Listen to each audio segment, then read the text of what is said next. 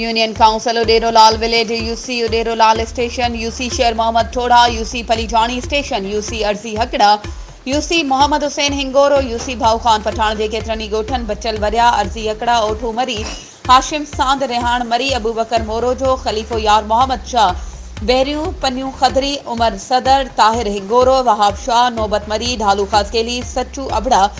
मियांदाद साहिवाल, शहदाद खान जत, गाजी खान साहिवाल, अलाबख्श मीरजत, गुलाम रसूल हिंगोरो, ताज मोहम्मद हिंगोरो,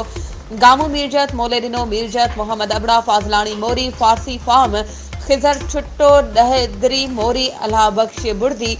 पीर सरहदी, यूसुफ छुट्टो, गुलाम मोहम्मद खासकेली, तारा भील, अब्दुल हकीम छुट्टो समेत नंढनि वॾनि ॻोठनि में बरसात जो पाणी बीठल आहे, जंहिं करे शहरनि ऐं ॻोठाणनि खे सख़्त तकलीफ़ुनि खे मुंहुं ॾियणो पइजी रहियो आहे। बरसात जो गंदो पाणी बीहण करे मच्छरनि जो आज़ार वधी वियो आहे, जंहिं सबबि नंढा तोड़े वॾा माण्हू मुख़्तलिफ़ बीमारियुनि में वकोड़जी विया आहिनि। जॾहिं त बसर ऐं कपाह जे फसल खे कापारी धक लॻो आहे, जंहिं सबबि आबादकारनि जा हथ मथे ते अची विया आहिनि। हितां जी सुॼाण धुरिन सिंध हुकूमत खां मुतालबो कयो आहे त बरसात जो पाणी कढाइण लाइ असराइता उपाउ वठी पाणी नेकाल करायो वञे त जीअं माण्हू सुकून वारी ज़िंदगी गुज़ारे सघनि। वधीक ख़बरुनि ऐं अपडेट्स जे लाइ असांजे चैनल खे सब्सक्राइब कयो ऐं हा, बेल आइकन खे प्रेस करणु न विसारिजो त जीअं असांजी हर नई अचण वारी वीडियो तव्हां ताईं पहुची सघे।